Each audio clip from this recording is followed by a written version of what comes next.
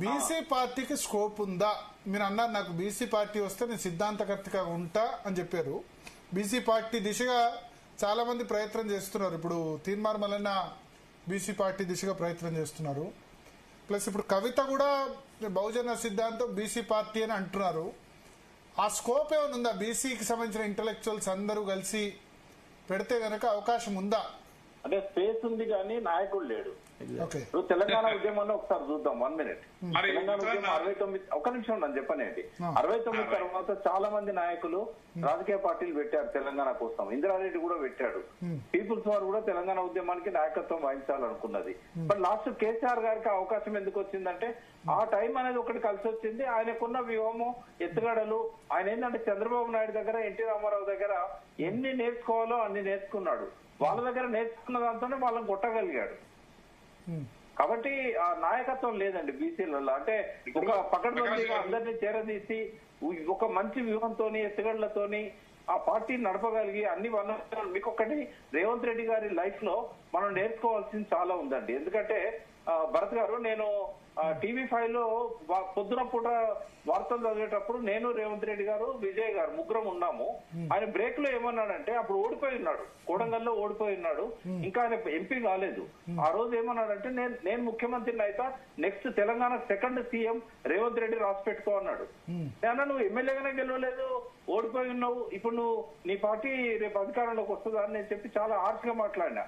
ప్రకాష్ అన్న, నువ్వు చాలా ఓపికగా రాసి పెట్టుకొని 5 ఏళ్లు వెయిట్ చేయి, నెక్స్ట్ ముఖ్యమంత్రిగా నేను ఉంటాను అని చెప్పాడు. అంటే దానికి ఏం చేశాడు అనేది మనం నేర్చుకోగలిగితే ఈ 5 years ఆయన ఏం చేయగలిగాడు. లా ఆఫ్ అట్రాక్షన్ అనేది ఫస్ట్ పాయింట్. రేవంత్ రెడ్డి గారికి అర్థమైంది, అది మనకు కూడా అర్థం కావాలి. లా ఆఫ్ అట్రాక్షన్ అనేది ఇవాళ ఇంటికి పోయిన తర్వాత ఇక్కడ ఉన్న వాళ్ళందరం కూడా ఒకసారి గూగుల్లోకి వెళ్ళి దాన్ని స్టడీ చేద్దాం. ఏం చేయాలో అన్ని చేయాలి. లా ఆఫ్ అట్రాక్షన్ ఏం చెప్పండి మాకు కొంచెం. లా ఆఫ్ అట్రాక్షన్ ఏంటంటే believe and achieve. What ever you believe, if you work hard, you can plan strategy and steps how to reach the victory.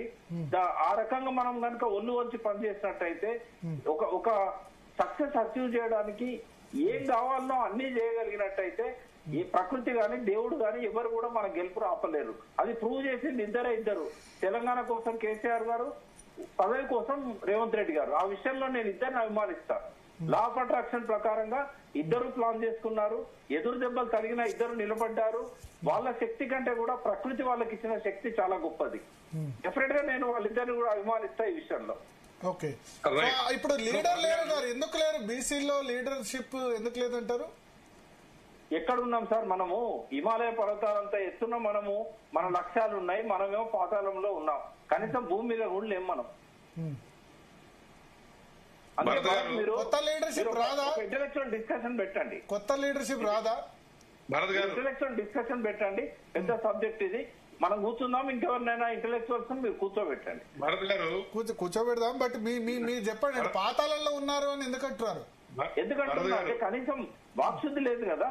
ఏం మాట్లాడాలో తెలియనప్పుడు, ఎవరిని కలుపుకొని రాకుండా మనం ఒంటెత్తి పోకడమైనప్పుడు పార్టీ పెడితే నేనే అధ్యక్షుడిని కావాలి, ఇంకోరు చెప్పకుండా నేను పార్టీని రిజిస్టర్ చేస్తా. ఏంటండి ఇదంతా? నేనే ముఖ్యమంత్రి కావాలనుకుంటాడా? బీసీ పార్టీ పెట్టే ముందు ఇవాళ బీసీలో టాలెంట్ వెతకాలి. నేనే బీసీ కావాలని అనుకుంటే ఎప్పటికీ ముఖ్యమంత్రి బీసీ కాలేడండి. రేవంత్ రెడ్డి ఏంటంటే ఆయన లోపల ఒక కసి ఉంది. మీకు ట్రంప్ స్టోరీ చెప్తాను నేను భరత్ గారు, మీకు గుర్తుండాలి. ఒబామా ఏం చేశాడంటే ఒక 100-150 మంది విఐపీస్ ని వైట్ హౌస్ పిలిచి దావత్ ఇచ్చాడు. దావత్ ఇచ్చి ట్రంప్ ను ఎద్దేవా చేశాడు. ఒక ఆయనే ప్రెసిడెంట్ కావాలనుకుంటాడు. ఆయన కనుక ప్రెసిడెంట్ అయితే వైట్ హౌస్ మీద 5 అక్షరాలు ఆయన పేరు రాసుకుంటాడు అని చెప్పాడు. ఆ ముఖం అంతా కూడా కమిలిపోయింది. ఆ కసి ఏదైతుందో ట్రంప్ ను మొదటిసారి తీసుకొచ్చింది, రెండోసారి తీసుకొచ్చింది. అంటే మనిషి లోపల కసి రగిలితే ఎవడు ఆపలేడు. ఆ కసి ఇచ్చింది ఎవరు అంటే కేసీఆర్ గారు. ఆ కసి ఇచ్చింది ఎవరంటే బీఆర్ఎస్ పార్టీ. ఓకే, ప్రకాష్ గారు చెప్పినంత ఏకీభవిస్తున్నాము. అది ఆ మేధస్ అంతా ఇప్పుడు కొత్త లీడర్ తయారు చేయాలి. చెప్పండి. ఇప్పుడు నేనేమంటున్నా, ప్రకాష్ గారు చెప్పింది నేను చెప్పింది ఒకటి.